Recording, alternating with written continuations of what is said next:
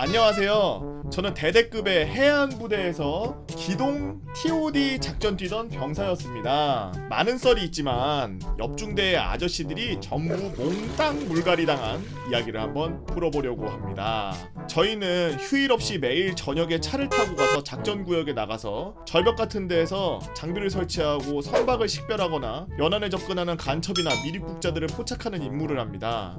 어선 식별이라고 불러도 될 만큼 선박이 오지게 식별되는데 부업으로 양식장을 털로 다니는 양식장 털이범도 간간히 잡아줘? 오지네? 와, 장비가 장난 아니구나. 북한 애들 들었지? 이게 니네 옛날처럼 그렇게 잠수함 타고 배 타고서 넘어오다간 다 뒤지는 거야. 그날도 저희 반은 작전 투입하여 여러 임무를 수행하고 있었죠. 당연하지만 작전에 투입되자마자 주변 아군 세력과 유무선이 양호한지 통신망 먼저 점검합니다. 대대, 레이더, 소초, 독립중대, 매복지 등 통신망을 점검하는데 다른 곳은 잘 되는데 꼭 특정 매복지만 무선 연결이 잘 안 되는 겁니다. 통신병이 무선 대기를 못하는 건지 아니면 진짜 무전기가 불량인지 알 수 없지만 전이 봤을 때부터 그렇기 때문에 그날도 점검사항에 땡땡 매복지는 무선 불량이라고 체크하고 유선망으로 통신을 했죠.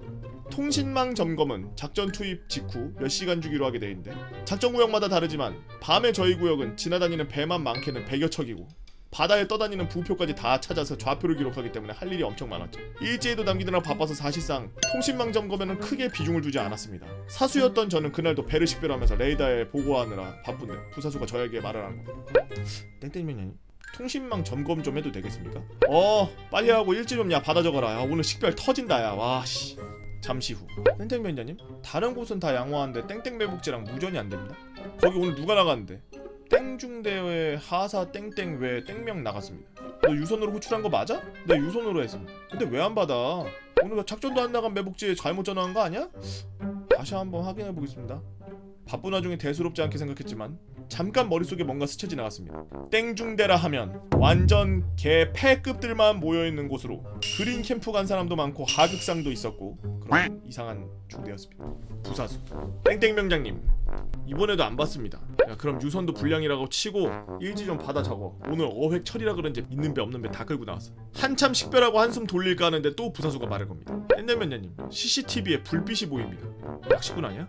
1호차인 것 같습니다. 뭐? 1번 화면 어디야? 야 같이 침하던 애들 다 깨워. 반장님께 보고하고 빨리 경계병 내보내. 그날 작전구역은 꽤 험한 곳이었고 차량 사고도 있었던 곳이라 웬만하면 순찰을 안 오는데 정말 이상했죠. 경계.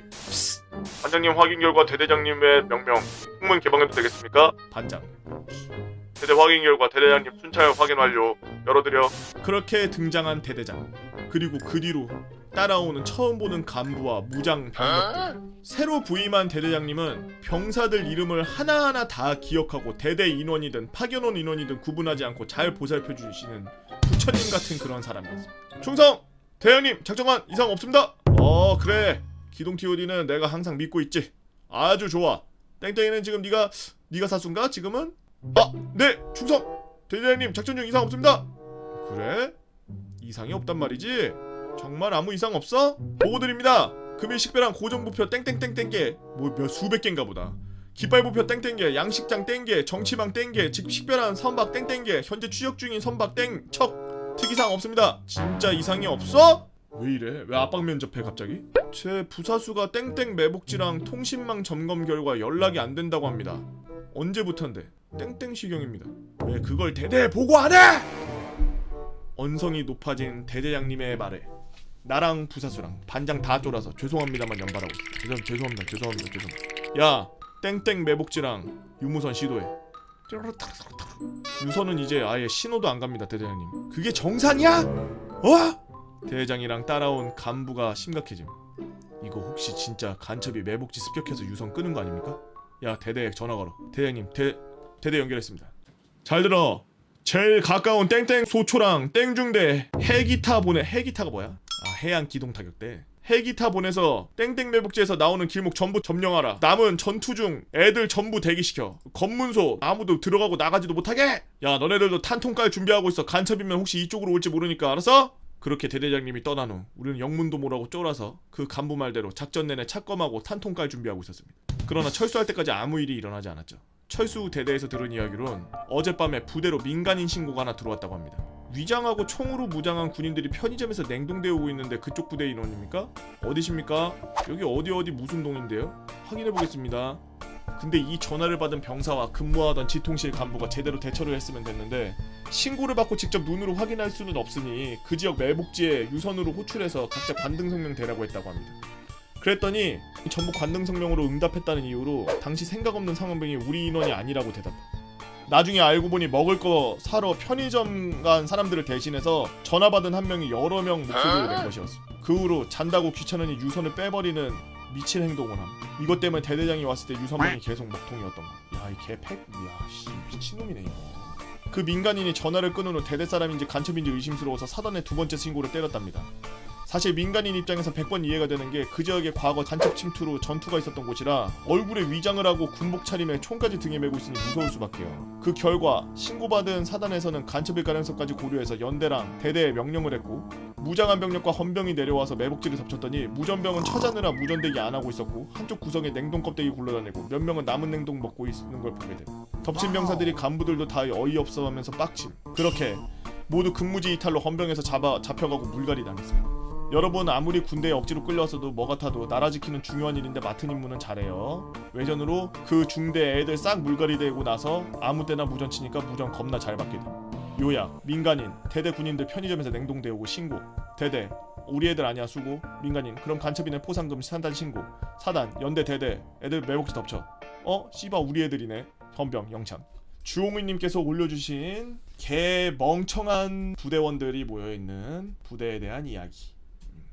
이건 솔직히 간첩으로 오인받은 게 아니라 이 정도 행동했으면 간첩이지 이 새끼들아 니네가. 이거는 간첩에 준하는 행동을 한 거지.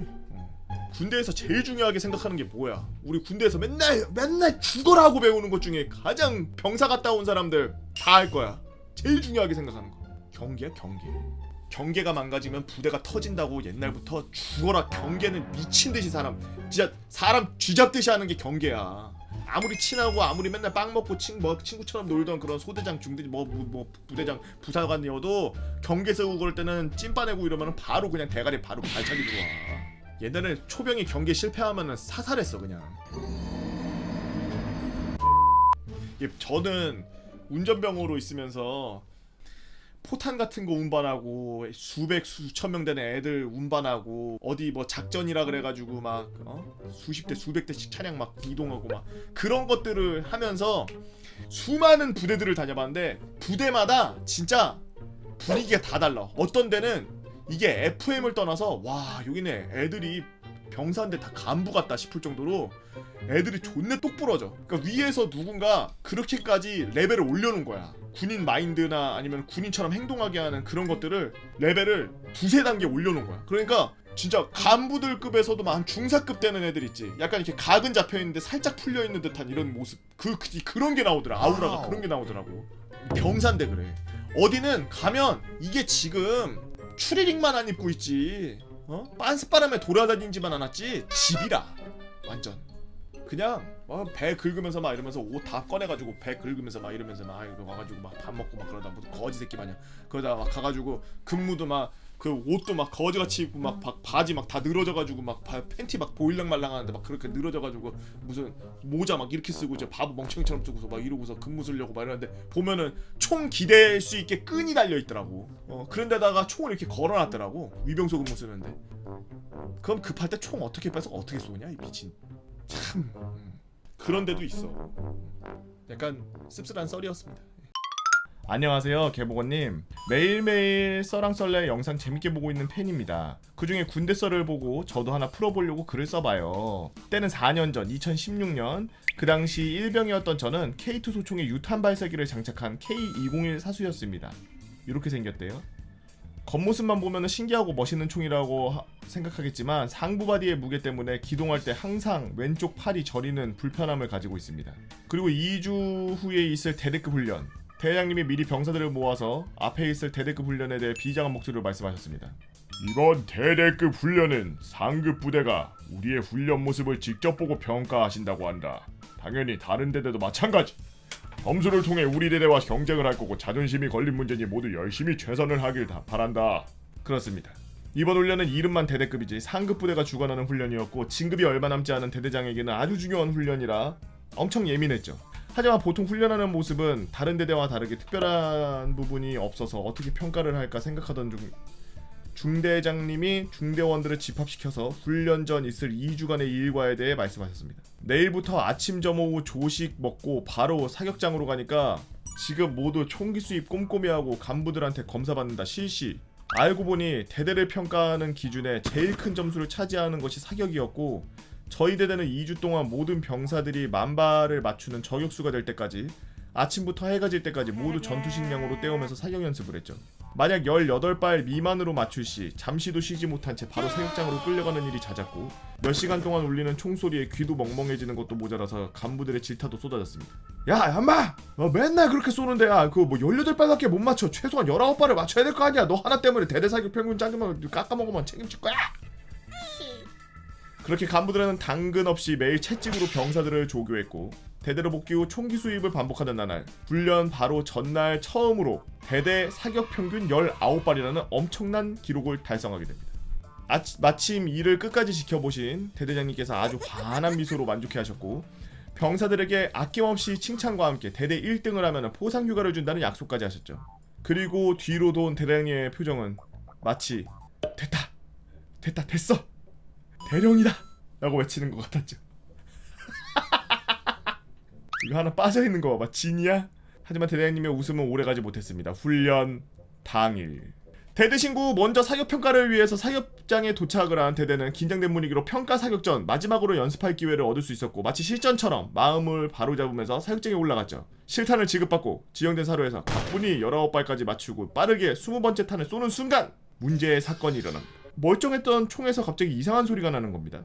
팅! 20번째 탄이 나가고 총에서 핀 하나가 툭 떨어진 걸 본 저는 황급히 손으로 주워서 확인해봤습니다. 마치 모처럼 생긴 핀인데 머리 쪽은 반이 깨져 있고 총의 어느 부분에서 떨어지는지 모를 정도로 총은 멀쩡해 보였죠. 뭐지? 어디서 떨어졌지? 아직 일병 나부랭이였던 저는 아무것도 모른 채 중대에 복귀해서 바로 부소대장님께 보고했습니다. 부소대장님, 제 총에서 이상한 게 떨어졌습니다. 이상? 뭔 소리야? 사격하다가 총에서 이게 떨어졌습니다. 부소대장님은 부서진 핀을 유독 보고 있더니 총을 쓱 확인한 뒤 노리스의 후퇴 전진을 반복하고 격발하시면서 말씀하신 게 잘못 쏴지는데? 너 뭐 잘못 본 거 아니야? 별 걱정하지 말라면서 몇 번의 격발을 보여준 부소대장님을 뒤로 한 채 이번에 소대장님께 보고하니 소대장님도 부소대장님처럼 노리스의 후퇴 전진만 몇 번 하고 격발하고 나서 뭐가 이상이 있냐며 저에게 오히려 따지는 겁니다. 결국 자리에 돌아와서 저는 곰곰이 생각해봤습니다. 아씨, 그럼 이게 어디서 튀어나온 거지? 총을 이리 저리 둘러봐도 어디가 문제인지 계속 찾아봐도 답이 없었으며 옆에 있던 선임들도 모르는 눈치였죠. 정말 혹시 몰라서 불안한 마음에 이번에는 병기과를 찾아가서 상황을 말한 뒤 총에 대해 이상이 있는지 물었습니다. 당연히 병기과 간부도 핀인 것 같기는 한데 정말 총에서 떨어진 거 맞아? 병기과 간부도 핀의 출처를 모른 채 가져가더니 부소대장이랑 소대장이랑 한 것처럼 노리스의 후퇴전진 몇 번을 격발해보고 이상 없다며 돌려보냈습니다. 그렇게 부소대장, 소대장 그리고 병기과 간부까지 거치고 이상이 없음을 확인한 저는 아직 뭔가 마음이 찝찝하고 이대로 사격해도 되는지 의문이 들었죠. 그리고 시간이 지나 시작된 대대 사격 평가.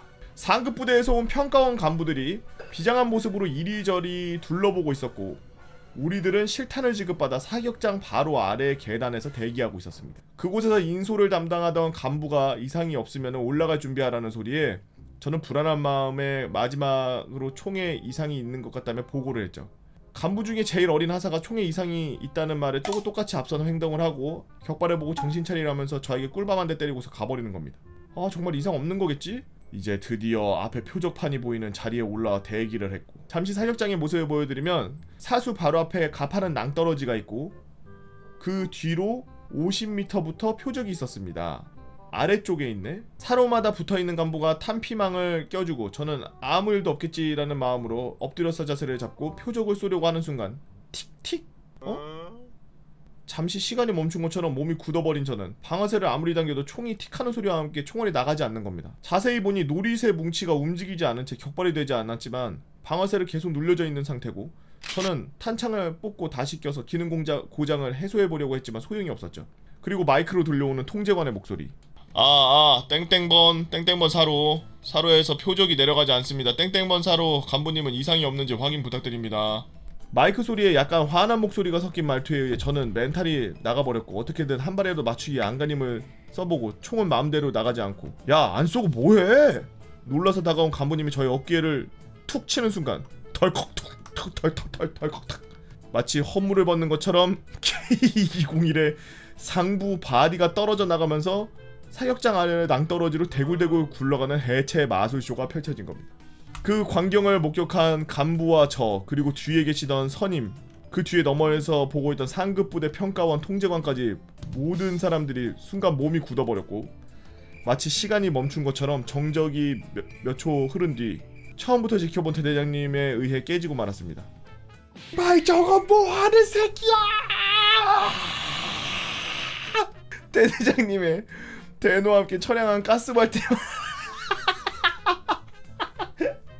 K201은 뼈밖에 남지 않은 채 바람에 흩날리고 있었고 저는 다른 사로의 사격이 끝날 때까지 엎드려서 자세로 대기할 수 있을 수밖에 없었습니다. 위험해서요.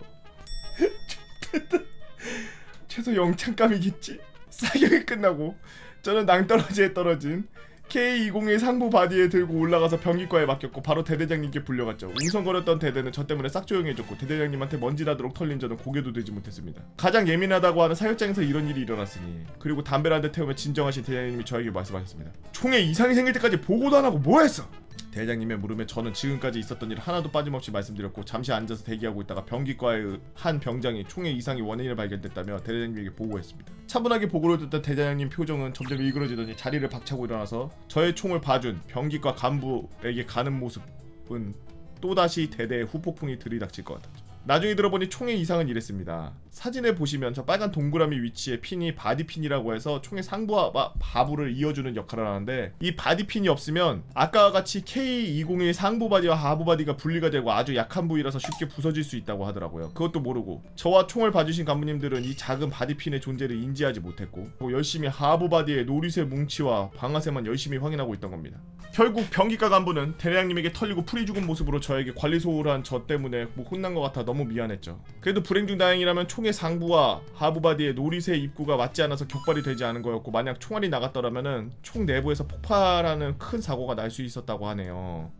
그렇게 몇 시간이 지나서 대대 사격 평가가 마무리되고 저는 0발로 기록됐지만 대대 평균 기록이 18발이라는 놀라운 결과가 나와 저희 대대가 1등을 하게 되어서 모두 소리를 지르며 축하를 했습니다. 사건 이후 처음으로 만족한 표정을 지으시는 대대장님은 원래 저를 영창으로 보내려고 했지만 결과가 좋게 나와서 그런지 지금까지 받은 포상 휴가만 자르는 정도로 사건을 마무리했습니다.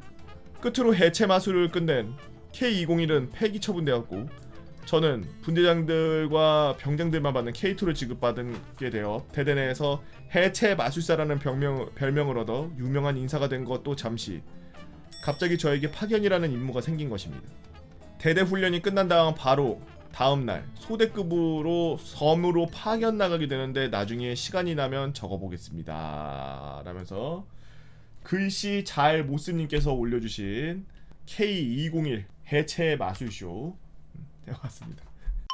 약 28년 전 전역한 40이 넘은 아저씨예요. 유튜브 방송 잘 보고 있습니다. 고맙습니다. 감사합니다. 웃긴 이야기는 아니고 말년에 있었던 끔찍한 이야기를 올려보겠습니다. 때는 28년 전 저는 헌병으로 모 방어사령부에서 근무하던 말년 병장이었습니다. 그때는 해군은 32개월 병근무 후 전역이었죠.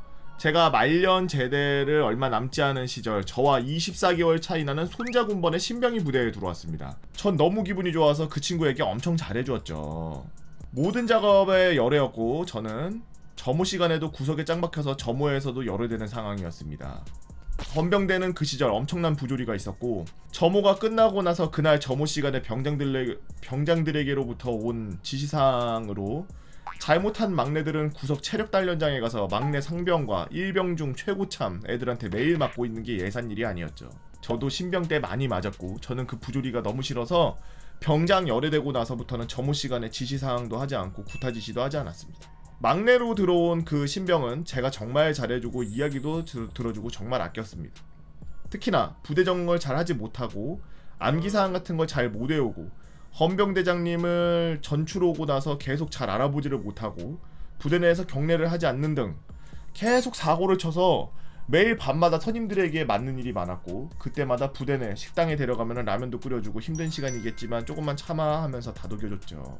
구타를 막아야 할 헌병대 내에서 그 구타를 막지 못하고 내부 부조리를 계속 되풀이하는 것에 기분도 나빴고 혼자서 바꿀 수는 없었기에 저도 포기하고 저녁만을 기다리고 있었습니다. 그런 상황에서 사건이 터졌죠. 그 막내가 전출 온 것이 제 저녁을 약 2달 남긴 때였고 마지막 사격 훈련 때였습니다. 그날은 유난히 기분이 좋지 않아 훈련을 빠지고 싶었지만 헌병 소대장님께서 가서 저녁도 얼마 남지 않았고 훈련 빠지면 안 되겠냐고 말씀드렸으나 새로운 소대장님이 부대 전출 온 지 얼마 되지 않아 FM대로 하는 소대장이라서 무조건 참가해야 한다고 해서 결국 참가하고 말았죠. 인원이 30명 정도 되는 작은 헌병 소대였기 때문에 어차피 금방 끝날 거라 생각하고 그냥 참가하기로 했습니다. 첫 사격이 시작되고 저는 첫 번째 10명 사격하는 1조에 포함되어 있었고 병장이라 1사로였고 그 새로운 신병이 2사로였습니다. 사격 조교는 따로 없었고 소대장이 지휘실에서 마이크로 사격 개시 같은 사격 신호를 내렸고 2조가 저희 사격 시 뒤에서 사격을 봐주고 탄피를 세는 역할을 하고 있었습니다. 그날이 그렇게 끔찍할 날이 될 줄은 꿈에도 몰랐습니다. 첫 사격이 끝나고 약실 확인을 위해 2열 종대로 서서 제가 1사로였기 때문에 맨 앞에 있었고 제 뒤에 그 신병이 있었습니다. 병기장님께서 저희 좌측에 선 상태에서 지시를 내렸죠. 총구 하늘로 조종관 단발 상방을 향해 발사! 탕!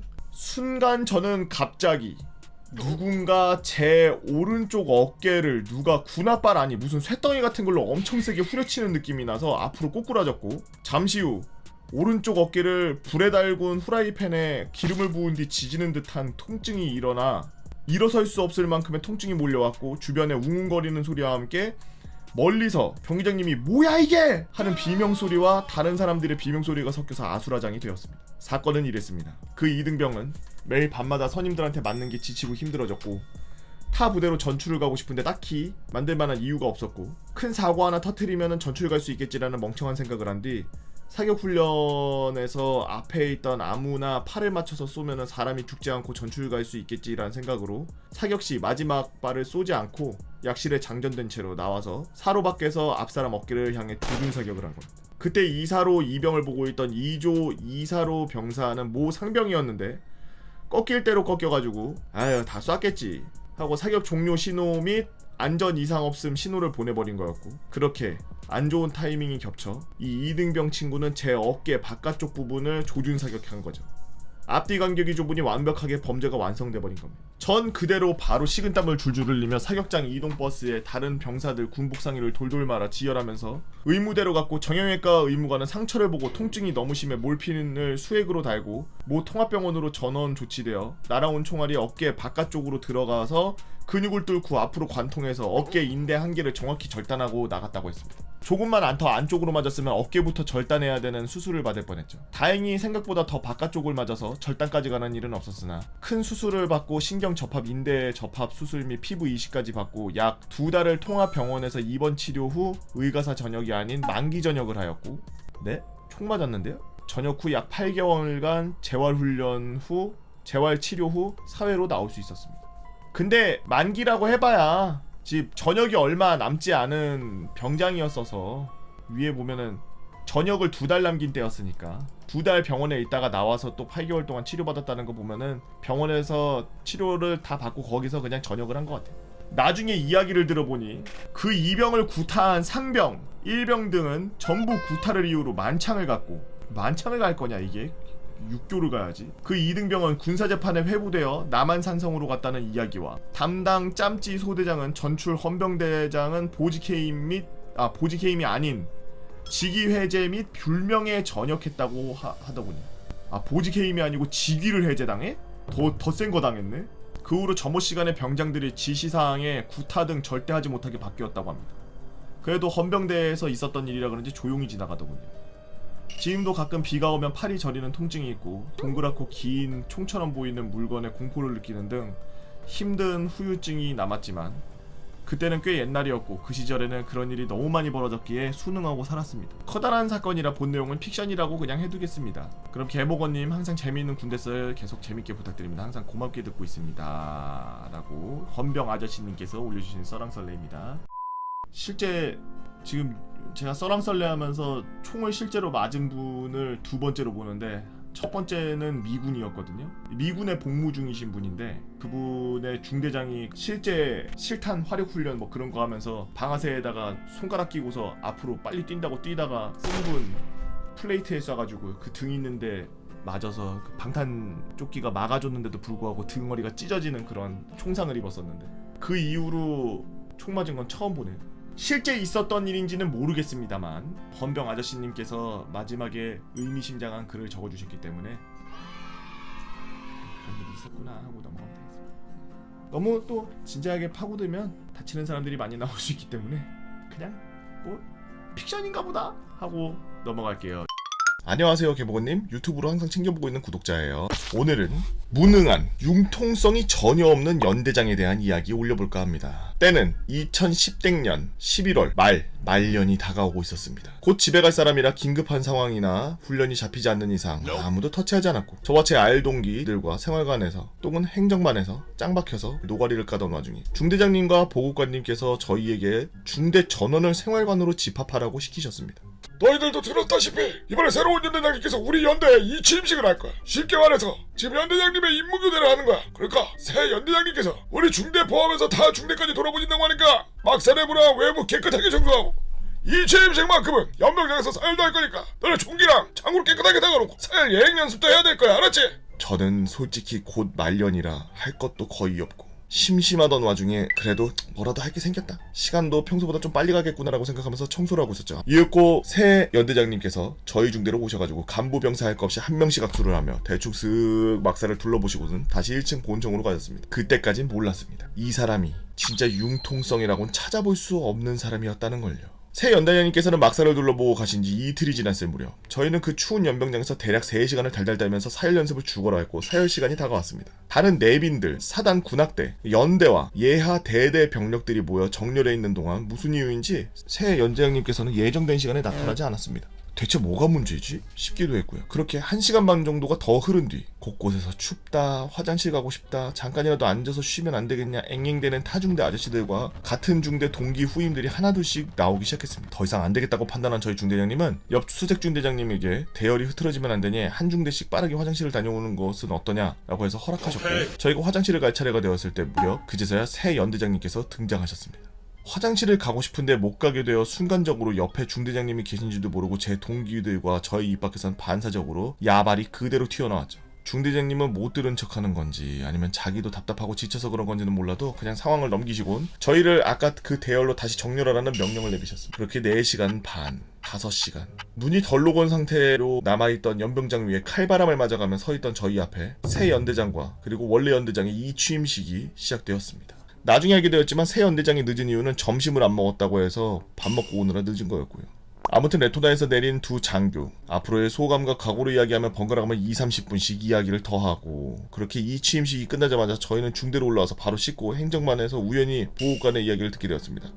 다 샤워했냐? 추운데 고생 많았다 진짜. 이번에 새로 오신 연대장님이 국방부 행정과에서 오셨대. 일단 확실한 건 야전 경험이 아예 없어. 그러니까 그냥 앉아가지고 사무실에 있다 온 사람이야. 병사들이랑 장교들이랑 같이 훈련하는 거 아예 안 보셨다고. 임관 이후로 단 한 번도. 하지만 보호관님이 말씀하셨던 거는 달리 저는 반대로 생각했죠. 에이, 설마 소위 때부터 바로 국방부 행정과로 갔겠어. 그래도 쏘가리부터 훈련 한번 해봤겠지. 군대도 사람 사는 데인데 탈진할 때까지 굴리진 않겠지라고 생각할 뿐이었지만, 사열 때도 그렇고 문제는 그해 말 혹한기 훈련 때 발생하고 맙니다. 전역까지 대략 한 달이 남은 시점에서 저는 말말차를 다녀오고 다음 말차를 나갈 계획을 잡고 있었죠. 이 휴가 기간 동안 혹한기 훈련도 짤 생각이었고요. 그렇게 행정반 앞에 공지사항에 휴가 일정표가 붙어있고, 저는 그 자리에서 12월 말부터 1월 초까지 2주 지나고 복귀하고 다시 전역이라는 일정표를 작성해서 행정병에게 추가로 전달하고 생활관에 와서 개인정비 시간을 기다리고 있는데 문제가 발생. 갑자기 저희 말년들의 휴가가 줄줄이 취소되기 시작합니다. 그리고 가서 제 동기한테 물어봤죠. 야 OX야! 고생하십니다. 무슨 일이십니까?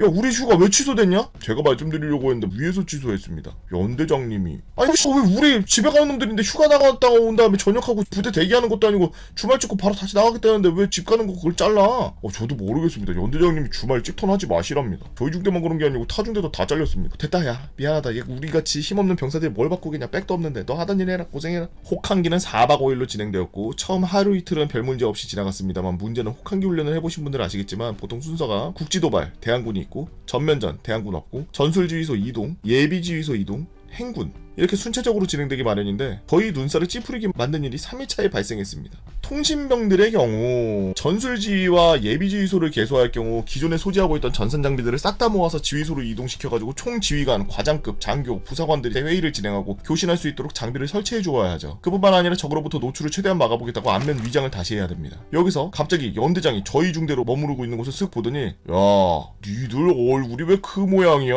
안면 위장 똑바로 안 해 이 새끼들이. 이거 개 빠져가지고 적들한테 노출되면 다 총알바지 되기 싫으면 위장 똑바로 하라고. 입술까지 싹 다 나시자! 이래놓고 연대장 본인은 안면 마스크 쳐 쓰고 다니더라고요.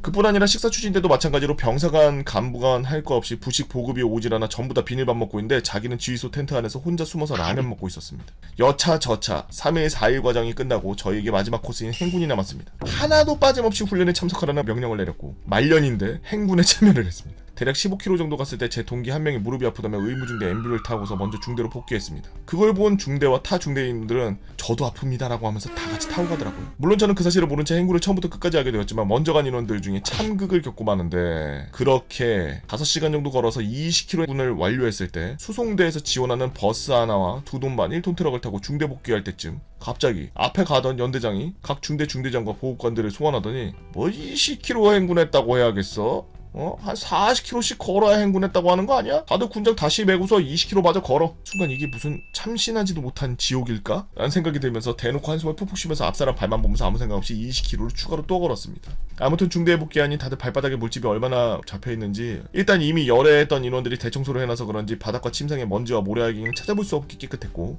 훈련을 마친 모두가 샤워를 하고 자잘한 청소만 하고 끝내는 걸로 마무리 지으려고 했습니다만 야 아직 상황 안 끝났는데 니들 뭐 하는 거야? 저희 이미 20시 30분에 행군 복귀하면서 훈련 완전 종료되었습니다. 연대장님. 나는 그런 말 못 들었는데?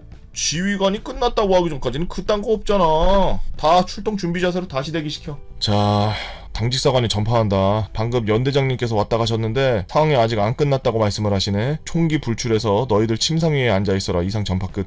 기껏 끝내고 샤워하고 나왔더니 다시 준비태세 갖추라는 전파 사항을 듣자마자 단체로 후임 동기할 것 없이 욕을 하고 괴성을 지르며 결국 그 상태로 1시간 정도 지나 21시 40분에 상황이 종료되었고 다시 샤워하고 청소하고 그러고 난 뒤 23시가 되어서야 취침이 들어갔습니다. 결국 다음날 아침이 오고 밀린 휴가를 나갈 준비하느라 저와 제 동기들은 신이 났습니다. 밖에 12월임에도 비가 오고 있었고 실내 점호를 할 생각에 암이 날아갈 것 같더라고요. 근데 행정반에서 갑자기 행정반에서 전파합니다. 금요일 출타자들 아침 점호 참석하시랍니다. 07시 30분까지 한초에 챙겨가지고 점호 참석하시기 바랍니다. 이상. 저희는 이때 처음으로 본청에 뛰어가서 중대장에게 따지듯이 물었습니다. 아니 중대장님 저희 진짜 오늘 출발인데 굳이 점호 참석해야 됩니까? 얘들아 나 원래 출타자들 점호 집합 생략하고 짐 싸고 나갈 준비하라고 하는 거 알지? 나도 비 오는데 밖에 나가서 점호하기 싫어. 나 평소에 비 오면 실내 점호, 비 안 오면 중대 점호 하는 거 너희도 알지? 나 FM인 과장분들이나 주임원사 부연대장님 아침 일찍 출근하신다는 통보를 듣거나 이미 출근해 계시면 날씨에 따라 통합 점호나 실내 점호를 하긴 하는데 여태 나 포함해서 다른 사령분들도 마찬가지로 비 오는 날에 한 번도 통합 점호 한 적이 없잖아. 안 그러냐? 근데 이렇게 오늘 비가 존나게 내리는데 내가 통합 점호를 할 거야. 그럼 오늘 아침 통합 점호를 누가 나에게 시켰을 거 아니야? 저희는 할 말을 잃었습니다. 알고 보니 연대장이 시킨 거였고요. 그렇게 저희는 냄새나는 판초우유를 입고 짧은 시간이었지만 축축하고 냄새까지 배인 것 같아 참 역겨웠습니다. 그 와중에 연대장이 전화하면서 지통실에서 깔깔 웃고 있더라고요. 다시 샤워를 하고 후급증 받으러 행정반에 가니 이게 웬걸? 동기 한 명이 출타가 취소됐습니다. 사건은 이랬습니다. 혹한기 5일차 15km 행군하고 무릎이 아픈 K는 중대로 먼저 복귀해서 의무중대에서 당직군의관에게 진료를 받아 소염제를 복용했고 연대장은 먼저 복귀한 인원들의 휴가 중에 일부를 잘라버린 거죠. 와... 일단 나갈 사람 먼저 나가야 되겠다고 하니 후급증을 받고 당직사관의 출타 교육을 받으면서 행정반으로 갔고 결국 K를 남겨둔 채 저희가 먼저 나가게 되었습니다. 다만 위병소를 통과하기 직전 그 연대장과 마주쳤습니다. 아 휴가 나가냐? 예 그렇습니다. 야 니네 다 배럴을 벗어봐. 야 너희들 머리가 아주 길다. 요즘 새끼들이 이렇게 캐 빠졌어 이거? 머리 자르고 나한테 검사 받고 나가! 저희가 머리를 민 후에 부대에 바로 단발령이 떨어졌고 K는 4일이 지난 후 말차를 나갈 수 있었고 단발령의 저주를 피해갈 수 있었습니다. 1년 정도가 지난 시점, 군에서 장기를 준비하고 있던 고등학교 후배에게 그 연대장은 지금 좀 뭘 하고 있을까라는 생각이 뜬금없이 궁금증에 연대장 이름 검색 좀 해달라고 요청했고 안 뜨는 걸 보니 별 진급은 실패하고 대령에서 예편한 것 같네요. 어떻게 보면 다행인 거죠. 똥별 하나 탄생할 뻔한 걸 막았으니까요. 세상에는 정말 유능하고 멋있는 간부님들도 많지만 그렇지 못한 간부들도 많습니다. 군생활하면서 막상 이상한 간부를 만나서 굉장히 스트레스를 많이 받았어요. 하지만 지금 생각해보니 하나의 추억으로 남게 되었습니다. 다시는 기억하고 싶지 않은 추억으로 자리 잡게 되었죠. 제 재미없는 긴 글 읽어주셔서 감사하고요. 베이모스님께서 올려주신 개쓰레기 같은 연대장. 안녕하세요. 유튜브로 개복원님의 썰랑썰레를 즐겨보는 투수입니다. 전역한지 꽤 됐지만 유튜브를 보다가 저도 기억에 남는 일이 있어서 한번 썰을 풀어보고자 합니다. 우선 저는 경비중대 출신으로 하는 일이라고는 아침부터 밤까지 산을 타는 일을 했었죠. 게다가 저는 거기서 더해 PX병이라는 보직도 같이 달고 있었습니다. 때는 가을 초 이제 막 진지공사가 진행되는 시즌이었고 이때 저는 상병이었습니다. 그리고 딱 얼마 전에 중대 간부들을 싹 다 갈아엎어졌죠. 1, 2 소대장들은 이제 갓 들어온 소위들로 채워졌고 중대장, 행보관도 모두 새로운 사람으로 들어오게 되었습니다. 중대 내에 무슨 일이 터진 게 아니라 그냥 시기상 발령과 그런 것들이 겹쳐서 벌어진 일로 경비대장까지 새로 바뀌면서 그야말로 언제 터질지 모르는 화약고 같은 그런 상황이었습니다. 그러던 중 진지공사 시즌은 그들에게 그야말로 최고의 시즌이었죠. 이미 짬 좀 찬 저는 이번 진지공사 좀 힘들겠네 라는 생각을 했긴 했지만 이게 힘들다는 것을 넘어 미친 거라는 걸 파악하는 건 얼마 걸리지 않았습니다. 진지공사 투입 당일날 아침 점호 중 중대장이 말하더군요. 경비대장님이 순찰을 도시고 철책 너머의 시야 확보가 잘 안된다고 하시네. 철책 너머 30m까지 시야 확보를 좀 지시하셨다. 순간 저를 포함한 중대원들은 이게 뭔 소린가 싶었습니다. 철책에는 덩굴을 뜯고 이리저리 부서진 진지를 보수하고 순찰도는 경비, 정비 등 노후된 시설 정비를 좀 빡세게 할 거라고 생각했지만 철책 밖에 있는데 30m 시야 확보? 이런 생각은 이어지는 중대장님 말로 해결되었죠. 그러니 다들 톱이랑 낫 다 챙기고 30m까지 나무랑 풀들 싹 다 제초해. 중대장님 잣나무 말고 진짜 리얼 큰 나무도 말입니까? 그건 톱으로 안 될 텐데. 너무 굵은 나무들은 간부들이 전기 톱을 가져와서 작업할 수 있도록 할 거니까 걱정하지 말도록. 산속 그동안 정비하던 철책 안도 밀림인데 바뀌라니. 게다가 산을 깎으라니. 제대로 된 장비가 있는 것도 아니고 이건 아니다라는 생각이 머릿속에 스쳤지만 여기는 군대입니다. 까라면 까야 되죠. 다들 속으로 불만이 가득했지만 톱과 낫 등을 챙겨들고 각각 맡은 구역으로 투입했습니다. 이제 온 지 얼마 안 된 의욕 가득한 소대장들과 함께 시작한 작업. 이게 시작이었습니다. 띠링. 첫 번째, 목숨을 건 깔딱고개 작업. 순찰 코스 중에 계단 경사가 어마무시한 곳이 있는데 그 코스는 너무 길어가지고 숨이 깔딱깔딱 넘어간다 그래서 저희는 깔딱고개라고 부르는 곳이었는데 거기 철책 넘어 60-70도 되는 급경사였습니다. 60-70도면요 여러분 그 스키장 같은 데 가서 최상급자 코스 이런 데 가면은 한 30도 돼요. 근데 그거 완전 절벽같이 느껴지거든? 60-70도면 그냥 낭떠러지예요. 예. 여튼 깔딱고개 꼭대기까지 올라가고 철책 문을 열고 나서자마자 보이는 녹색의 물결들. 절벽에 가까운 경사를 보고 질린 전 소대장님에게 질문했습니다. 이거 진짜로 합니까? 위험해 보이는데.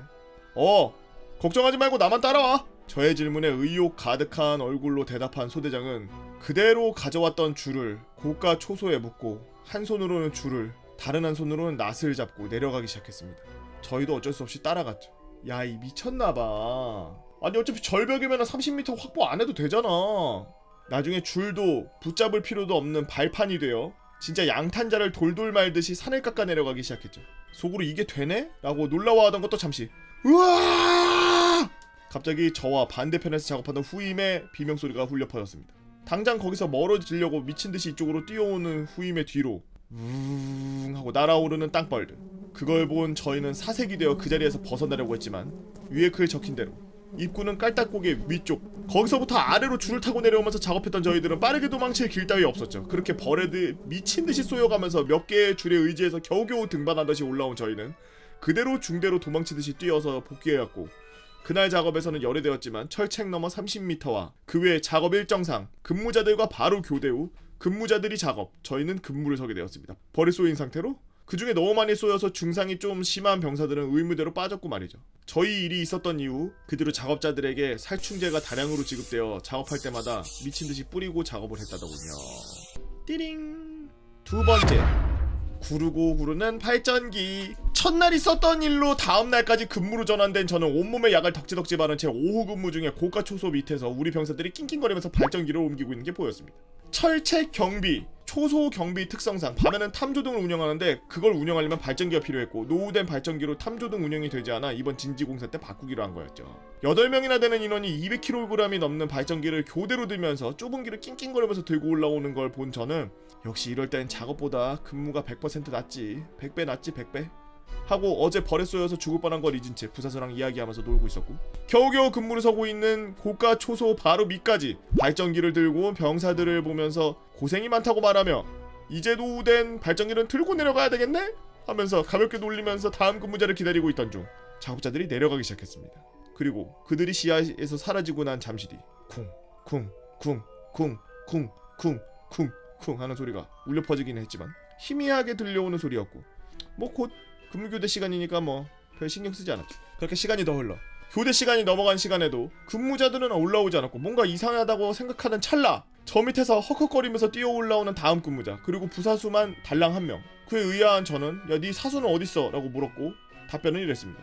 눈치채셨겠지만 근무 중에 쿵쿵거리는 소리는 작업자들이 발전기를 놓쳐서 굴러 떨어지는 소리였고, 하필 올라오던 다음 근무자들은 자신의 눈앞에 발전기가 불도저처럼 굴러왔다는 겁니다. 다행히도 그 사수와 부사수는 굴러오는 발전기를 피해 몸을 날려 피하기는 했지만 사수의 발목이 삐어 움직이지 못했고 발전기는 그대로 굴러서 철책을 뚫고 나서야 멈췄다는 것이었죠. 그리고 사수가 내려가는 것보단 올라가는 게 더 빠를 테니 혼자 올라가서 저한테 보고하라고 한 것이었습니다. 그렇게 저는 초소에 있는 전화를 이용해서 행정실에 보고를 했고 저만 근무를 한 타임 더 서게 됐죠. 띠링. 세 번째, 뒤돌아보지 말고 브레이크. 벌에게 쏘여서 몇몇은 의무실 신세, 발전기로 병사 한 명 열애 겸 부서진 철책공사로 작업자가 더 필요한 상황이었던 저희 중대는 결국 벌에 쏘여서 의무실로 간 병사들조차도 복귀시켜서 근무에 투입시키고 멀쩡한 근무자들을 작업을 시키기 시작했고, 철책공사로 실을 작업 물품과 거기에 근처로 갈 인원들을 태울 두 돈반 한 대 더 지원받았습니다. 2등병인 운전수 한 명만, 그리고 본부 중대, 선탑자 한 명이 두 돈반을 몰고 왔고 거기에 작업도구 등으로 옮기고 작업자들을 올라타 출발. 저는 이때 PX에 물건이 들어오는 날이라 물건 받기까지는 중대에서 벗어나는 작업에서 열애되었기 때문에 두 돈반에 물건만 같이 실어주고 PX의 물건을 기다리면서 잠깐 쉬고 있었죠. 그런데 얼마 뒤 PX의 물건을 실은 차가 도착했고 차에서 물건을 내주기 위해 내린 아저씨가 급하게 저에게 말하더군요. 야 땡땡아 오는 길에 야 사고 났던데? 사고요? 저 모퉁이 너머 비탈길 쪽에 두 돈반 떨어져서 추락해 있던데? 저는 설마 하고 일단 바로 행정실로 불이 나게 뛰어가 보고 그의 행정반에 있던 행정보고관과 중대장이 미친듯이 뛰어가는 걸 보면서 가는 날이 장날이라고 온갖 사고가 다 터졌네 라고 반쯤 넋이씨 나가 있었죠. 그도 그럴 게 앞서 사고 두 개로 특히 발전기 건으로 중대 내 분위기가 말이 아니었으니 말이죠. 만약 이번 사고도 우리 중대면 생각만으로도 끔찍했지만 생각으로 끝나는 그따위 일은 없었습니다. 사고 난 두 돈반 맞습니다. 저희 중대 쪽에서 철책공사로 지원받은 차량이었죠. 사고 원인은 커브길을 돌다가 짐이 하나가 떨어져서 타고 있던 병사가 스톱을 외쳤는데 아직 2등병인 운전병이 브레이크를 안 밟고 그대로 무슨 일인가 싶어서 뒤돌아보는 바람에 비탈길로 그대로 추락했다고 하더라고요. 다행히 큰 부상자는 안 나왔지만 해당 작업에 투입했던 병사 전부가 의무실행. 분위기도 분위기지만 작업과 근무에 어마무시한 차질이 벌어지기 시작했습니다. 띠링. 네 번째, 전기 작업은 조심히. 인원이 부족으로 근무나 작업이 줄어드는 것이 아닌 이제 근무자 작업자 상관없이 전부 근무와 작업에 투입되기 시작했고 이제 일정이 근무작업 반야 근무작업 미친 스케줄을 가지기 시작했고 또 하나의 사건이 취사장에서 터졌죠. 저희 중대는 막사가 그 당시 신식이었고 취사장은 임시여서 진지공사하는 김에 취사장까지 그냥 들이밀어가지고 공사 들어가기로 했기 때문에 안에 설비를 치우는 작업을 하고 있었고 그날도 PX 물품을 받는 중이라 중대 밖에서 작업에서 열애되고 부족한 인원으로 중대 내 작업을 하기로 한 저는 행정보고관과 수공부 선임 이렇게 함께 취사장에 투입되었습니다. 식탁, 의자 등 치우고 취사병과 함께 냉장고 치우고 하고 있던 중 벽에 달려있는 시계를 떼는데 이게 단순한 벽걸이 전자시계인 줄 알았는데 벽 안에 무슨 굵은 전선이랑 연결되어 있어서 분리가 안 되는 겁니다. 그래서 이걸 어떻게 하냐고 행정보고관한테 물어보니까 잘라? 아주 피곤한 얼굴로 짧게 대답해 주었고, 수공부서님이 커다란 제초가위 같은 걸 들고 와서 저에게 주고서 시계를 잡아주었고, 저는 의자 위에 올라가서 전선에 가위를 가져다 대고 행정보안에게 다시 물었습니다. 보호관님, 두꺼비 좀 내리셨습니까? 자릅니다. 그래. 있는 힘껏 손에 힘을 주어서 전선을 자르려고 하자마자 제 눈앞에서 사방으로 전기가 튀기 시작했고 붉은 불똥이 이리저리 튀었습니다. 수공부서님은 순식간에 뒤로 떨어져서 도망갔지만 저는 눈앞에서 튀는 어마무시한 스파크가 순간 머릿속이 하얗게 변했고 겨우겨우 정신 차리고 가위를 놓았지만 그대로 의자와 함께 넘어져서 바닥에 추락. 그리고 그 와중에 이리저리 튀던 불똥이 벽 사이에 보충제인 스티로폼에 튀어서 불이 났죠. 한쪽 벽면은 다음께 다 태워먹고 가까스로 끄긴 했지만 상황을 수습하고 행정보호관의 짜게 식은 눈을 쳐다봤습니다. 내렸다며 속으로 이렇게 생각하면서 말이죠. 이렇게 굵직한 사건들은 4개 정도가 진지공사하는 그 한동안 벌어졌지만 그 외 진지공사 기간 중 피로누적으로 순찰 중에 계단에서 굴러떨어진 병사, 작업하다가 다친 병사, 벌에 쏘인 병사 중에 증상이 악화되어 입원한 병사, 도합 40명 언저리가 다치고 부상 입어 의무실로 가버리는 바람에 중대 역사상 최대의 부상자를 내면서 이 저주받은 진지공사를 끝내게 되었고 이 후폭풍은 무려 3달 동안 간 것 같습니다. 쓰다보니 엄청 길어졌네요. 만약 이 글이 반응이 좋으면 2개월 외 모든 군생활을 국군 대전병원에서 군생활 보낸 패급 만우임설, 행정보급관과 맞짱 뜬 썰 등 한번 풀어보도록 하겠습니다. 라고 무랑님께서 올려주신 썰랑썰레입니다. 재밌게 잘 봤는데요. 너무 무리해서 이렇게 공사를 진행하고 그러면 안 되죠. 요거는 그 병사들도 문제가 있지만 이렇게 좀 다치고 사고가 나고 그랬으면은 시간을 두고 텀을 두고 다시 재정비를 한 다음에 다시 들어가고 이랬으면 더 좋았을 것 같은데 아쉬운 마음이 듭니다.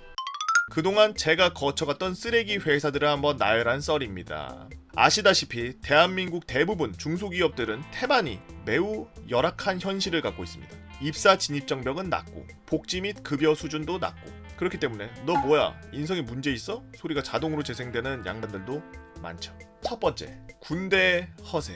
특히 해병대의 이름을 들먹이는 패턴으로 해병대의 이름을 팔아서 나라를 지키기 위해 고생하셨던 수많은 해병대 선후배님들의 이름을 먹칠하는 사람들이 많았습니다. 그렇게 해병대가 좋으시다면 그냥 젊었을 때 장기 복무하시지 왜 그러셨나요?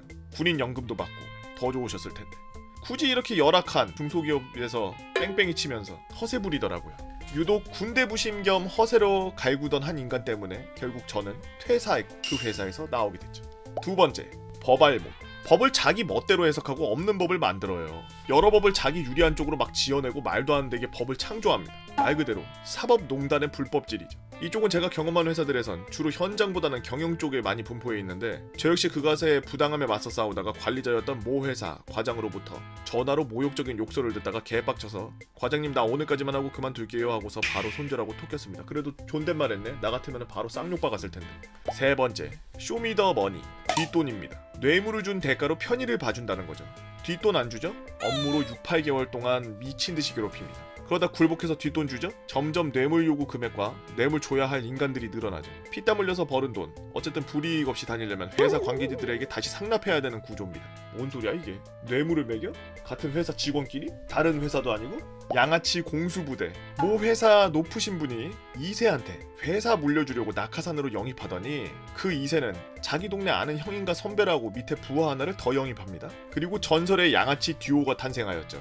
이 양아치 듀오는 제일 먼저 사무실 직원들을 작업을 치기 시작하는데 직원들 하나하나 불러다가 A4 용지 던져주고 이름, 주민등록번호, 연락처, 주소 쓰고 밑에 자기가 불러주는 대로 누구누구 차장이 누구누구 부장, 누구누구 소장이 횡령했다. 그래서 처벌을 원한다. 식으로 쓰라고 강요를 합니다. 처음에는 불이익 없다는 식으로 잘 굴술리는데 조금이라도 비협조적이다? 그럼 바로 본색을 드러내고 양아치 근성을 보이죠. 어쨌든 강압적인 환경에서 진술서를 쓰면 그걸 증거로 삼아서 법조인을 다 찾아다니며 소송, 고소, 고발, 난사를 시작하더라고요. 고소, 고발은 간단합니다. 너님들 내가 대충 암산해보니까 하루에 얼마씩 해먹은 거 쳐서 근속연수, 근무일수 대충 계산해보니까 얼마 나온다. 감옥 갈래? 퇴직금 회사 상납하고 나갈래? 이런 식의 협박이었죠. 결국에는 원래 회사 기둥이었던 사람들은 하나둘씩 그 낙하산의 횡포에 다 떠났습니다. 나중에 그렇게 작업당한 사람들 전부 증거 불충분으로 불기소 처분이었나 무혐의 처리됐다고 하더라고요. 그리고 안타깝게도 저를 많이 챙겨주시던 회사 현장 소장님 한 분은 수십 년 근속하시면서 받아야 할 퇴직금, 고소고발 난발과 협박에 돌려받지 못하시고 파렴치한 도둑으로 몰려서 쫓겨나셨습니다.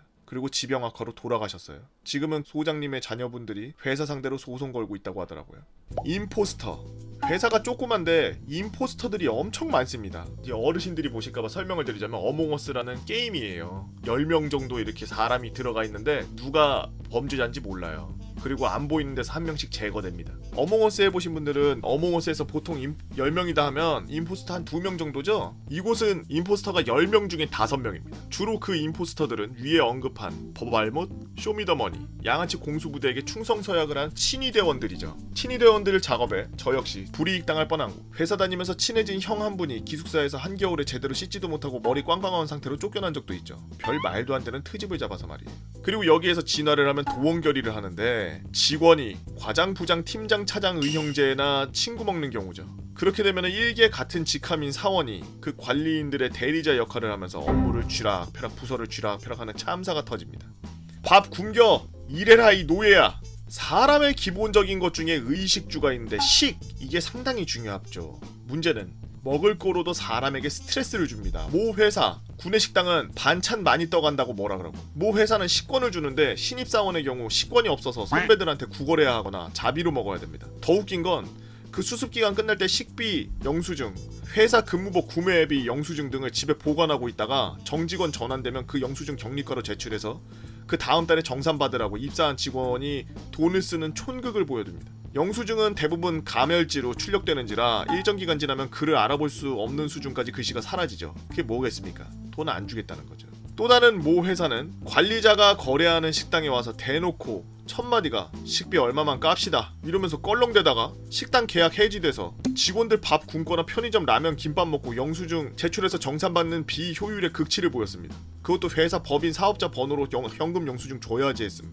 혹은 업무 지시를 매우 타이트하게 해놔서 밥 시간 몇 분 안 남기고 겨우 막을 때도 있었죠. 실제로 5분 남기고 밥 반찬 국 푸는데 1분, 밥 먹는데 3분, 업무 현장으로 복귀하는데 1분 이런 식으로 겪었었습니다. 퇴사했어도 널 괴롭힐게. 이딴 회사들은 그만둔 사람들 잘 되는 꼴을 절대 원하지 않습니다. 그래서 마땅히 실업급여 등의 지원을 받아야 하는데 위에 버발못 항목과 연계된 짓을 하죠. 바로 노동법을 만듭니다. 그리고 그만둔 직원이 노동부에 민원과 신고를 넣고 움직이면 회사 측에서 처벌을 원하지 않는다는 식의 종이를 복사해서 직원들 인원 하나하나씩 체크하면서 누가 여기서 서명을 했고 누가 여기에 서명을 안 했는지 편가로서 블랙리스트 만듭니다. 업무 불이익 같은 명분으로요. 그러면서 어디 땡땡 노총, 법무사, 노무사 이런 거 들먹이면서 법을 어설프게 배워서 민원 넣었다 식으로 약장사를 하죠. 그리고 이직을 한다 하잖아요. 원래 법으로 어디 회사 뒷조사 이런 거 A 회사로 다니는 사람이 B 회사로 이적 시 B 회사 인사 담당자가 A 회사 전화에게 물어봄 이러는 거 불법입니다. 근데 다 해요. 그러면 당연히 그만둔 사람 잘 되는 꼴 보기 싫다 했잖아요. 바로 작업칩니다. 엄청 안 좋게 얘기해요. 부모도 때려 죽일 놈이다라는 수준의 아주 나쁜 놈, 이완용, 나라 팔아먹을 놈 식으로 얘기를 합니다. 그래서 주변의 지인들 중에 몇 사람은 원하는 회사 이직 못했습니다. 심지어 어떤 분은 다른 회사로 이직하려고 이력서 넣었는데 면접까지 앞두고 있었는데 그 양아치 관리자들이 남의 회사까지 쳐들어가서 사무실에서 깽판 쳤다고 합니다. 책상 엎었다고 하더라고요. 결국 외압에 의해 이런 이직런은 실패하고 말았죠. 놀랍게도 여러분, 이 모든 게 21세기 2020년대 대한민국에서 일어나고 있는 실화입니다. 그리고 앞으로 취업, 이직을 원하시는 분들, 저런 쓰레기들이 있다는 걸 꼭 아시고 회사 어디에 취업하고 싶다, 어디에 지원했는데 면접 보고 왔다 싶으면 인터넷뿐 아니라 한번 그 회사 주변의 풍경이나 사람들의 행동 하나하나 한번 자세히 보세요. 그러면 분명 다른 곳보다 월급이나 복지는 좀 부족하더라도 사람들끼리 화기애애하게 정겹게 일할 수 있는 회사가 나오기는 나올 겁니다 라고. 저도 사회에 처음 나오고 막 이랬을 때 제가 다녀본 바 걸러야 될 중소기업들이 무조건 하나 있어요. 가족끼리 겨냥하는 거. 가족이 사장, 이사, 전무, 뭐 부장, 팀장 이 정도까지 전부 다 가족으로 돼 있는 노예야. 뭐 어떻게 할 수가 없어요. 거기서 일 배워서 다른 회사 가서 써먹지도 못해. 왜냐? 그 기형적인 구조 안에서 태어난 이상한 일 방식이기 때문에. 안녕하세요. 조용히 복링와이드 보면서 암살각 노리는 복청자입니다. 나를 암살해? 왜? 때는 2년 전 여름이 있었던 일인데요. 저는 인천에서 자취를 하면서 모 편의점에서 오후 1시부터 9시까지 근무를 하고 오후 8시에 냉장, 유제품과 튀김류가 들어와서 1시간 동안 청소를 한 뒤 점주와 교대 후 퇴근을 하는 인생을 살고 있습니다. 이 사건은 일주일에 한 번에서 2번 오는 그 자식으로 인해 시작되었습니다. 첫 만남, 계속 이런 식으로 웃고 계시는 손님이 한 분 들어오는 겁니다. 웃는 상인데 입만 웃고 있는 소름 돋는 얼굴상? 처음에는 이것저것 물건 고르고 카운터기 와서 튀김까지 고르길래 친절하게 계산을 해주려고 했죠. 봉투에 담아드릴까요? 네 하시길래 봉투에 담아드리고 땡땡땡원입니다 이러니까 이놈이 그대로 봉투를 잡고 가려고 하는 겁니다. 놀래가지고 바로 봉투를 낚아채고 손님 돈 안 내셨어요? 네. 아니 돈을 안 내셨어요. 네. 처음 봤을 때는 그냥 평범한 손님인 줄 알고 친절하게 대는데 뭔 짐승인지 사람인지 하면서 속으로 욕을 했고 이빨 다 갈려서 빠질 뻔했지만 뭔가 느낌이 쎄한 겁니다. 계속 웃고만 있고 왠지 몸을 잘 못 움직이시는 것 같고 말도 잘 못하는 것 같아서 다시 마음을 잡고 친절하게 대해드렸죠. 손님, 편의점에서는 돈을 내셔야 가져갈 수 있으세요. 네. 근데 손님은 돈을 안 내셨어요. 네. 아니 손님, 편의점은 돈을 내셔야 이 물건이 손님께 되는 거예요. 네. 계속 앵무새처럼 내만 외치면서 갈기미가 안 보이고 곧 있으면 물류 들어올 시간인데 안 보내면 내 퇴근 시간 무기한 연장될 것 같아서 마지막 수단을 사용했습니다. 이렇게 들고 가시면 제가 돈 안으로 경찰에 신고해야 돼요. 말을 못 알아듣는 짐승인 줄 알았는데 경찰 얘기가 나오니까 당황하면서 아무 말 없이 나가더라고요. 물론 가져온 물건은 그대로 두고 갔습니다. 봉투에까지 담아줬는데. 두 번째 만남. 두 번째 만남의 성사는 며칠 후 물류가 들어온 뒤 시작되었습니다. 물류를 정리하고 곧 퇴근한다는 마음에 한계치를 찍었던 피곤함이 그대로 리셋되었던 순간 문이 열리는 소리와 익숙한 얼굴이 보이는 겁니다. 그랬습니다. 바로 그때 기회입니다. 갑자기 리셋되었던 피곤함이 다시금 한계를 돌파해서 분노로 적용되다 보니 일단 손님인지라 웃으면서 어서오세요 라고 시전했고 카운터로 복귀했습니다. 혹시나 저 짐승이 음식을 보고 훔치지 않을까 싶어서 보이는 가게에서 열심히 주시하고 안 보이는 가구로 빠질 때는 CCTV를 주시했죠. 이 손님이 도시락 코너로 오더니 역시나 아직 정리가 안 된 분류에서 열심히 뒤적거리는 겁니다. 손님 그건 아직 검수가 안 된 거라 구매하실 수가 없어요. 무시. 손님 그거 검수 안 된 거라 판매가 안 돼요. 네. 계속 뒤적거리. 이쯤 되니 참으려 했던 분노가 폭발하기 시작합니다. 바로 카운터에 와서 짐승에게 달려갔습니다. 아니 사람을 말을 알아먹으면 하지 말라고 할 때 하지 마세요. 뭐 하세요? 물건 고른다고. 아니 그거 검수 안 된 거라 구매 안 된다고요. 그럼 검수해 살 거니까. 물건을 공짜로 달라는 놈이 자기 할 말하면서 물건을 사겠다고 주장하니까 이 짐승이 물건 고르다가 물건에 머리를 시계 박지 않고서는 어떻게 한순간에 사람이 이렇게 변하지라고 생각이 들었고 거기다가 안 팔겠다고 할 수는 없어서 어쩔 수 없이 무엇을 살지 고르라고 하는데 검수해주고서 카운터에 와서 고른 물건 다 찍었습니다. 닭다리 3개죠. 당시 닭다리가 2+1 행사 중이라 2개 사면 1개가 공짜였습니다. 다 해서 땡땡땡원입니다. 봉투에 담아드릴까요? 왜 닭다리 가격이 2개로 찍혀? 네? 왜 닭다리 3개 샀는데 2개가 찍혀? 2+1이라 2개 사시면 하나 공짜로 줘요. 아니 1개 찍고 2개 공짜로 줘. 2+1은 1+2니까 2개 공짜로 달라고 오늘 물건도 샀는데 2+1은 2개를 사면 1개를 공짜로 주는 거지 1개를 사면 2개를 준다는 게 아니에요. 아니 반대로 하면 1+2잖아. 2개 공짜로 줘. 그렇습니다. 잠시 동안 짐승을 사람으로 착각했던 제 실수였죠. 그 뒤로 첫날과 똑같이 2개를 달라는 무한 반복 짐승과 안 된다고 말하는 저는 열심히 싸웠고 저는 차라리 이 사람이 나를 그냥 한 대 쳐줬으면 하는 마음이 들었죠. 100분 토론 마냥 2+1이다 1+2다 서로 주장을 하다가 시간을 보니 퇴근하기 30분이 남은 겁니다. 정신이 확 들었고 바로 헬프미 폴리스를 실천했습니다. 진짜 이러면 경찰 부를 거예요? 그래 불러봐. 진짜죠? 진짜 걸려고 하니까 약간 당황하는 겁니다. 저는 경찰과 엮이기 귀찮아지는 걸 많이 겪어봤기 때문에 그냥 전화 거는 척만 하니까 그대로 원래 자기가 살던 야생으로 돌아가더라고요. 아 물론 가져온 상품은 그대로 카운터에 두고 갔습니다. 첫 만남과 다르게 점주가 왔을 때 물류 정리하고 있으니 무슨 일로 지금까지 물건 정리도 못했냐며 점주가 의아하게 물었고 그 새끼 얘기를 해주니 놀라면서 이 시간에도 오냐며 자기 시간에도 온다면서 서로 웃으면서 욕했고 당연히 물류는 저 혼자 연장 근무하며 정리하고 퇴근했습니다. 아이 개같은 거. 다행이지만 점주는 자기가 해결해준다고 진짜로 한 달 정도는 제 시간대에 침범하지 않았죠. 하지만 세 번째 만남 부재 뜨거운 동침. 저는 앞뒤 교대자 전부 점주였습니다.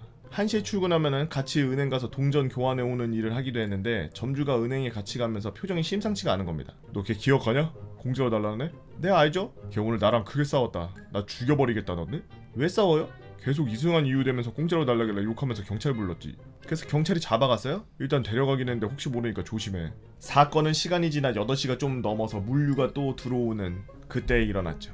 저는 점주랑 얘기했던 일을 완전히 까먹고 있었는데 문이 딸랄랑 하면서 뒤를 돌아보니 한 마리의 짐승을 보고선 점주님이랑 얘기했던 게 문득 떠올랐고 분명 경찰이 인솔해서 갔다는데 어떻게 다시 돌아왔지? 라는 생각을 하면서 얼른 카운터로 복귀했습니다. 이 짐승은 어찌된 일인지 평소보다 빠르게 물건을 고르고 뭔가 긴장한 듯한 표정으로 카운터 앞에 서 있는 겁니다. 이상한 낌새가 느껴지길래 예의주시하면서 계산해드렸죠. 땡땡땡원입니다. 오늘은 사실 건가요? 예 하면서 지갑을 꺼내는데 저는 순간 놀랐습니다. 그 지갑을 처음 보거든요. 몇 번을 왔는데 지갑 처음 봤대. 와.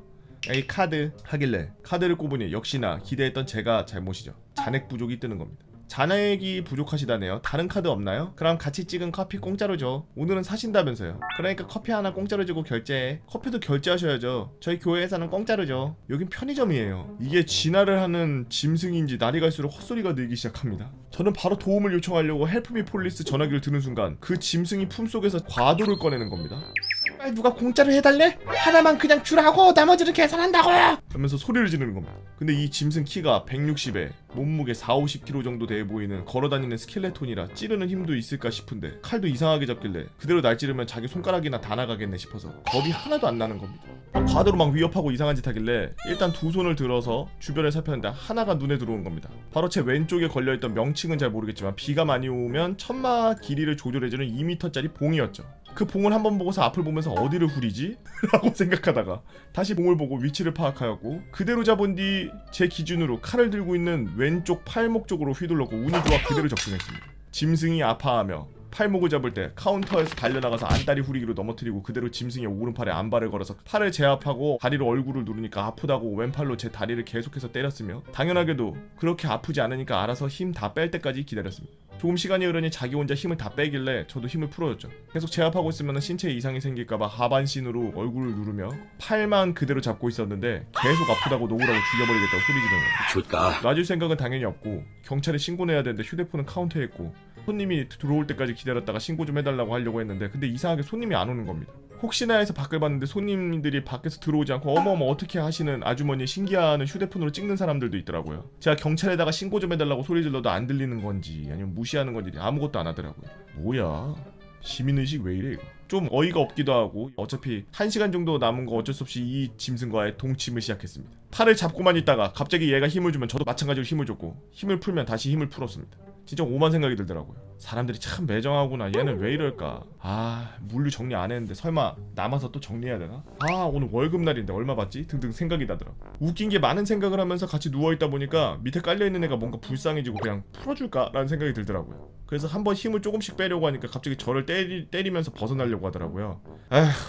내가 미쳤지 하고 다시 힘을 주면서 아프다고 죽일 거라고 소리로 막 지르곤 했죠. 시간이 어느 정도 지나고 9시쯤 되니 점장이 놀래가지고 들어와서 바로 경찰을 불렀죠. 신기하게 경찰들이 5분도 안 돼서 도착합니다. 상황을 들어보니 오늘 점장이랑 싸우고 경찰들이 인솔에 갔을 때 장애인 등록증, 증명서 그걸 소지하고 있어서 훈방조치 귀가시켰는데 당일날 같은 장소에서 사건이 터지니 불이 나게 달려왔다고 하더라고요. 경찰들이 CCTV로 상황을 보여드렸고 제가 2m 봉으로 때리는 거 보면서 웃으면서 말씀하시더라고요. 칼을 들어도 팔이 아닌 다른 부위를 치면 정당방위가 안 될 수가 있어요. 이 말을 듣고 솔직히 말도 안 되는 소리라고 따지고 싶었는데 한여름밤 남정네랑 바닥에 누워서 1시간 동안 있다 보니 이미 피로에 쩔어 있어서 집에 갈 수 있겠죠? 라는 말밖에 안 나오더라고요. 물론 집은 바로 못 가고 진술서 작성 후 진술서에 적힌 번호로 바로 연락해준다는 말과 함께 9시에 퇴근이었던 저는 이것저것 작성과 못한 물류하고 점자랑 이야기하고 집에 귀가해서 집에 도착하니 11시더라고요. 바로 씻고 취침 아닌 기절했습니다. 그리고 월급날이라 점주한테 강도 잡았다고 월급 더블? 했다가 등짝 맞았습니다. 그 후 다음날 출근하고 경찰 한 분이 오셔서 이분 그쪽으로 못 가게 교육을 시키겠다 괜찮겠냐 라는 식으로 말하더라고요. 바로 철컹철컹 할 줄 알았는데 그게 아니더라고요. 지금 생각해보면은 아마 장애인이시고 합의하는 게 어떻겠냐라는 식으로 물어본 것 같아요. 저 때 당시만 해도 어차피 상해 입은 것도 없고 뭐 굳이 일을 키워서 이것저것 돌아다니면서 귀찮아지고 싶지 않아서 알겠습니다 하고 잘 부탁드립니다 하고 끊었죠. 신기할 정도로 한 달 정도는 안 왔습니다. 점주도 전 타임에 안 왔다고 했고요. 카운터에 앉아서 휴대폰 게임을 하고 있는데 누가 계속 자전거 따르는 소리를 내는 겁니다. 뭐지 하고 문 밖을 봤는데 자전거 타고 와서 이러고 웃고 있더라고요.